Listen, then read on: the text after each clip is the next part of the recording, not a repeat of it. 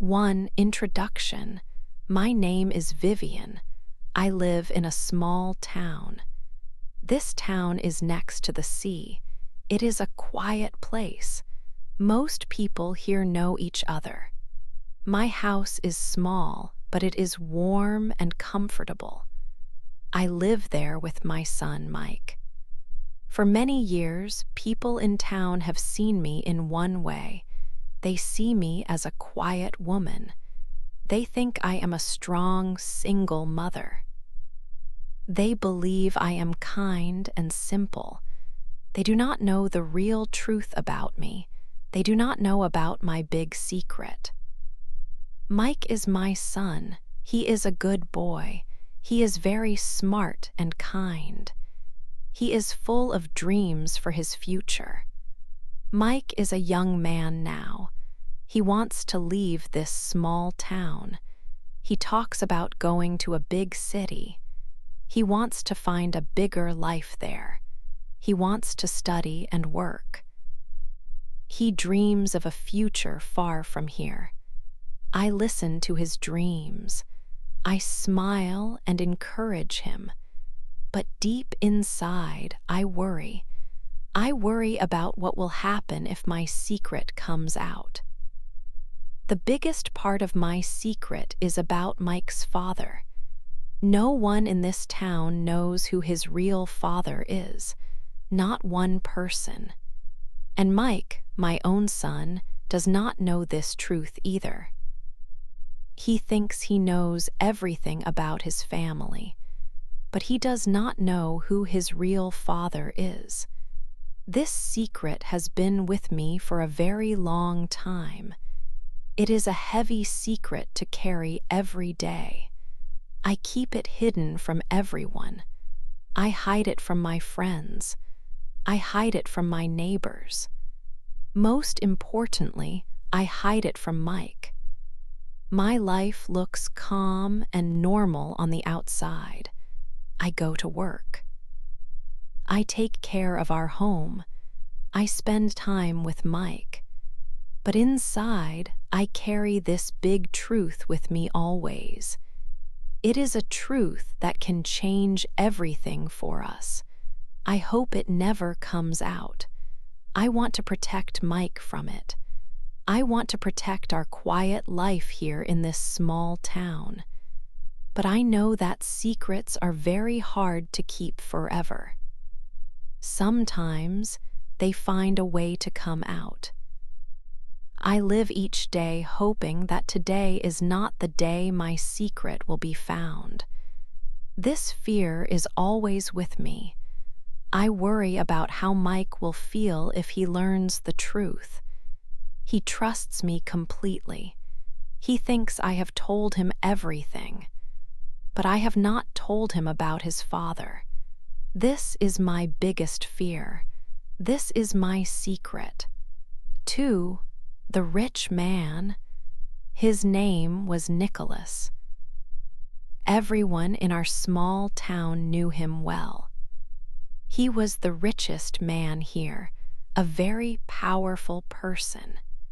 Nicholas owned many important places in town. He owned the big hotels that stood by the beautiful sea. He also owned the best restaurants where people went for special dinners. Even the school my son, Mike, would later go to belonged to him. Nicholas lived in a very large house. It was on the highest hill in town, looking down on everything. People said he had more money than anyone could ever spend. Many years ago, long before my son Mike was born, I worked in one of Nicholas's fine restaurants. I was a waitress there, serving food and drinks to many people. I was very young then, only 19 years old. It was a long time ago, but I remember every detail clearly. Nicholas was older than me, perhaps by 20 years. He had dark, neat hair and a strong, handsome face. He also had a kind smile that made me feel warm. But he was a married man. He had a wife, Catherine, and they lived in the big house on the hill. One day, he started talking to me more often. He would ask about my day. He said nice things that made me blush. He told me his marriage was not real love. He said it was only for business, a partnership, not a family. He told me he loved me. I was young and very innocent. I believed his every word. I felt special when he looked at me, like I was the only person in the world. I thought he was different from other rich men. I loved him too, very much. Our time together was a secret. I did not tell anyone, not even my best friend. I thought we would have a future, a life together. But then, everything changed very quickly. I found out I was going to have a baby. I was scared, but I was also filled with a new kind of happiness. I thought Nicholas would be happy too, that he would want to start a family with me. I told him the news, my heart beating fast, but his face changed. He did not smile. He became very quiet and cold. He gave me a lot of money, more money than I had ever seen. He told me to take it.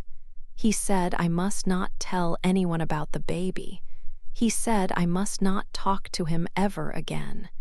He just disappeared after that day. He left me alone to face everything by myself. I was very sad. I felt lost and betrayed. I never saw him again after that day. I never called him. I kept his secret for many, many years. I raised my son alone, working hard every day. It was not easy, but I did it. I kept quiet, just like he asked. Until now, the truth was hidden. 3, the old letter.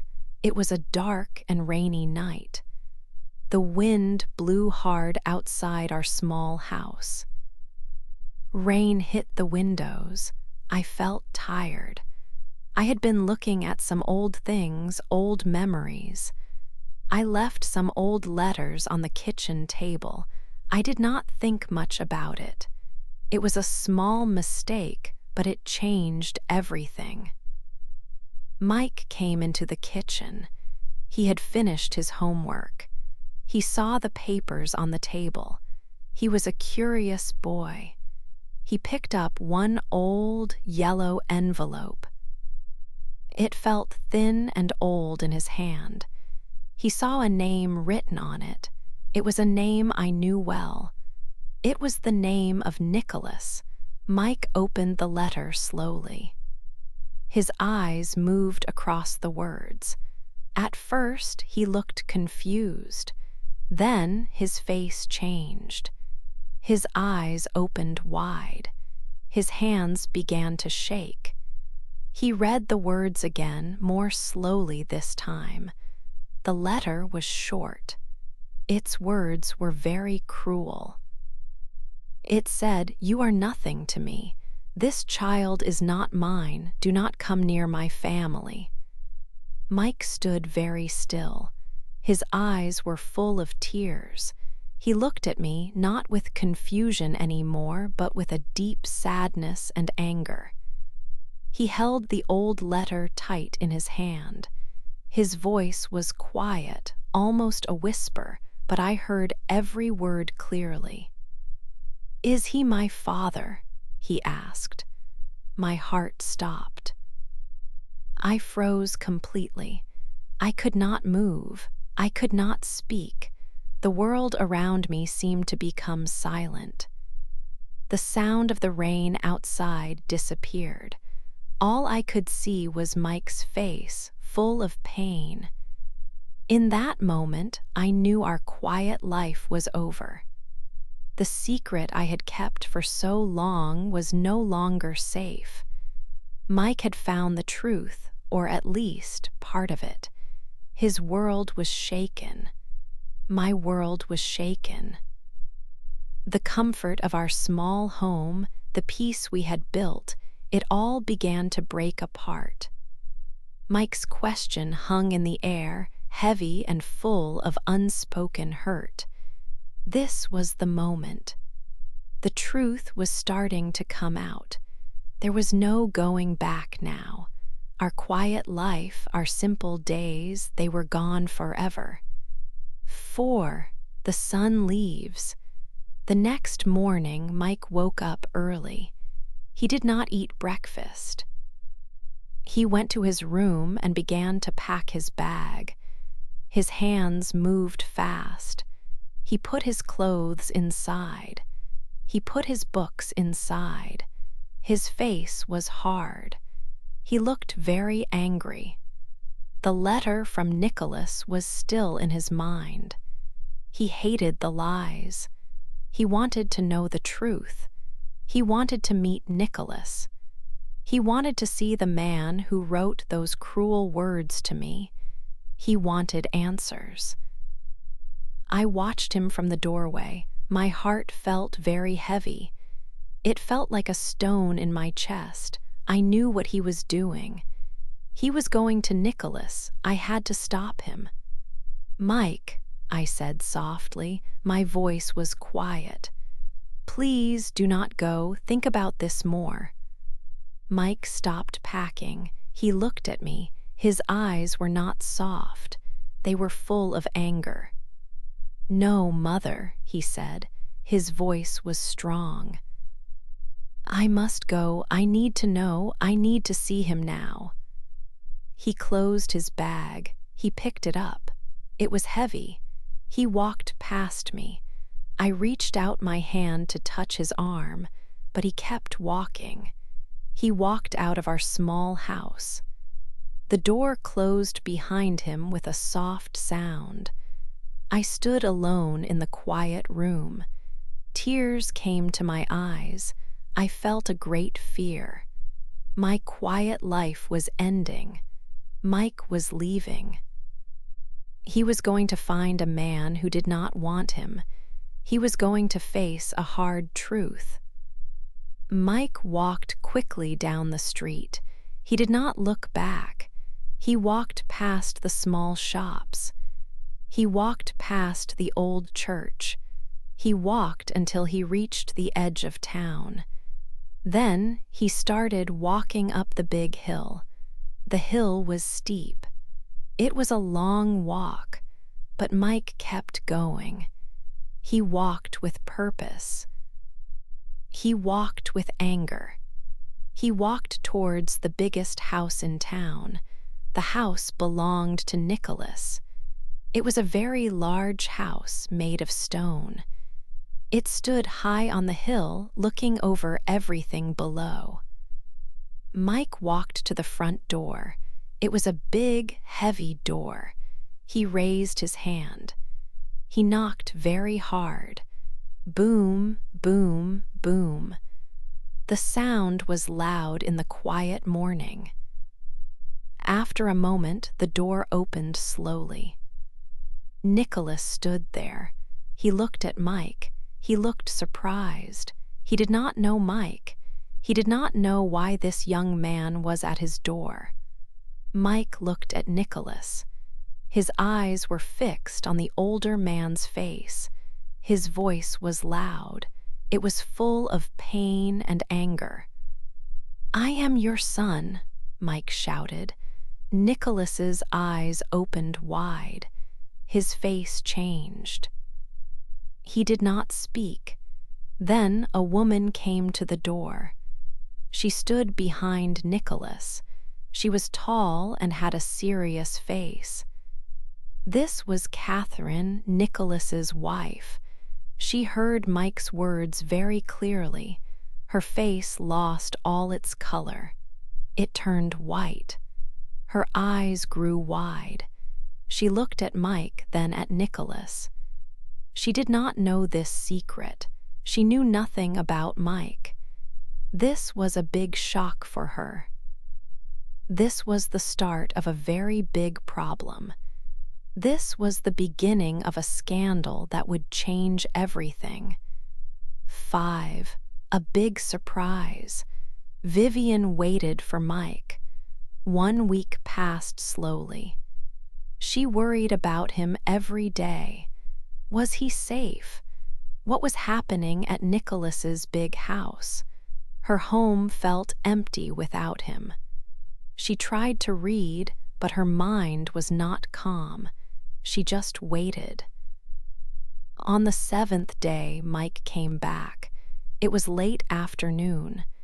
Vivian saw him walk up the path to their small house. Her heart beat fast. He looked tired, but he was home. Vivian ran to him and hugged him tight. "Mike, oh Mike," she said. She was so happy. She looked at his face. He looked different, older. He had many things to tell her. They went inside. Vivian made him tea. Mike sat at the kitchen table. He took a deep breath. "Mom," he began, "I have big news." First, he spoke about Catherine, Nicholas's wife. "She knew about you, Mom," Mike said. "She knew Nicholas had another woman, but she did not know about me. She did not know Nicholas had a son. This was a big surprise for her." Vivian listened. She thought Catherine might know about her, but not about Mike. Then Mike said something that truly shocked Vivian. "Nicholas is very sick, Mom," Mike said softly. "He has cancer. It is terminal. He is dying." Vivian's eyes grew wide. She could not speak. Nicholas was dying. This was a very big surprise. It changed everything. Mike continued. "And there is more, Mom. Before I went to his house, before he even met me, he put my name in his will." Vivian could not believe it. "His will?" she asked. "Yes," Mike said. "He felt guilty. He felt very bad about what he did.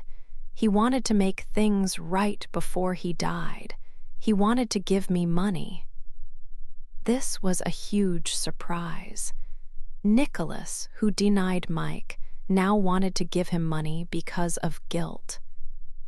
Vivian thought about all the years, and now this news.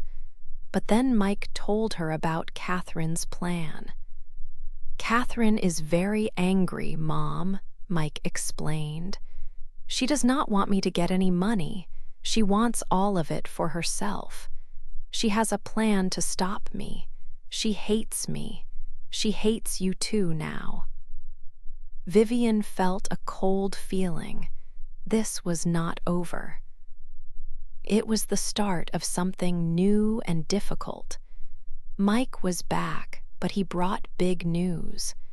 News that would change their lives forever. New problems began. 6. A difficult choice. After Mike returned from the mansion, news of Nicholas's illness and Catherine's plan filled our quiet house.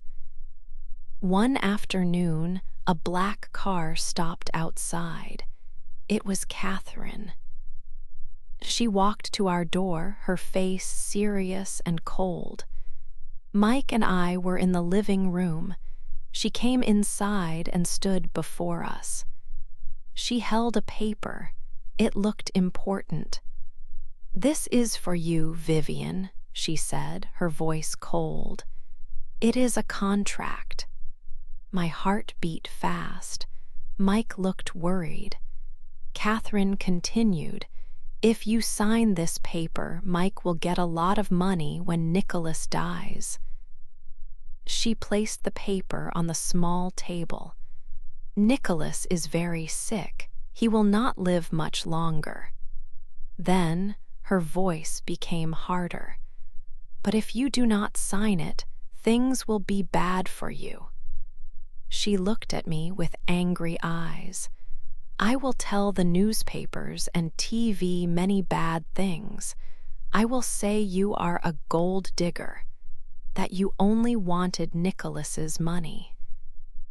I will say you are a homewrecker who broke our family." My face felt hot. My hands shook a little. This was a very difficult choice. I thought about Mike's future. Money could help him reach his dreams. But what about my good name? What about the truth? For many years, I lived with a secret. Catherine now wanted to destroy my name to make me look terrible. It felt very unfair. Mike moved closer, putting his hand on my arm. His eyes showed he was with me, not afraid. This gave me strength. I knew what to do. Money was not important if it meant living another lie. I took the paper. Catherine watched. I did not sign it. Instead, I tore the paper into many small pieces. I let them fall to the floor. Catherine gasped. Her face turned red with anger. Mike stepped forward. He stood tall next to me. "We do not want your money, Catherine," he said clearly. His voice was strong. "We never wanted money. We want the truth. My father is dying. We want the truth to be known." Catherine looked at us, first at me, then at Mike. She looked very surprised, then very angry. She opened her mouth, but no words came. She just looked at the small pieces of paper. Her plan had failed. She turned quickly and walked out. The door closed loudly behind her. Mike and I stood together quietly. We had chosen truth. It was a difficult choice, but we were strong. 7, saying goodbye. Nicholas was very weak. He spent most of his days in bed now. His body was tired from the sickness. One afternoon, he asked to see me. I felt nervous, but I went to his big house on the hill. I walked quietly into his room. His room was large, but Nicholas looked small in his bed. He slowly reached out his hand to me. I took it. His hand felt thin and cold. He looked at me with tired eyes. "I was a coward, Vivian," he said softly. His voice was weak. "I wanted to protect my name more than my own blood. I thought about what people would say. I put that before my own son, before you." He took a deep breath. "But Mike," he continued, "he is a good boy. He is strong. He is kind. That is because of you. You raised him well. You did a good job." His words made my eyes fill with tears. My throat felt tight and I could not speak. Nicholas also had tears in his eyes. We cried together for a long time. It was a sad moment, but it was also a moment of truth and a quiet peace. Nicholas died the next week. His death was not a surprise. He had been very sick for many months, but still, it felt like the end of a long story. After his death, everything changed very fast. The secret of Mike's father was no longer a secret. The town knew, the newspapers knew, the story was everywhere. It was on the television and on the radio. Reporters came to our small town. They wanted to talk to me. They wanted to talk to Mike. It was a difficult time. Many people stared at us when we walked by. They whispered our names, but Mike was strong. He did not hide. He stood tall. One day, a reporter asked him about his father. The reporter asked if he felt ashamed of the scandal. Mike looked straight into the camera. His voice was clear and steady. "I am not ashamed," he said. "I am not ashamed of where I come from. My mother raised me. She taught me to be honest and brave. I am proud of her. I am proud of who I am." When I heard him say this, I cried again. But this time, my tears were different. They were not sad tears. They were tears of pride. My son was brave. He was truly a good man. Our difficult journey was now out in the open, and we faced it together. 8. A new start. Months passed slowly after Nicholas died. The town stopped talking so much. Life started to feel quiet again, but in a good way. Catherine, Nicholas's wife, left the town for good. No one saw her again. She took her plans and her anger with her. Mike received some money from Nicholas's will. It was a big amount, but Mike did not want it for himself alone. He had a big idea. He used the money to open a special school. This school was for children who had difficult lives, maybe without a mother or father. It was for children who had big dreams but little help. Mike wanted to give them a chance to learn and grow, just like he had always wanted to do. He called it the Dreamers' School. I also started a new journey. I opened a small, cozy cafe in the town. I called it Vive's Second Chance. It had warm lights and comfortable chairs. I loved making hot coffee and sweet cakes for my customers. People came to talk and relax.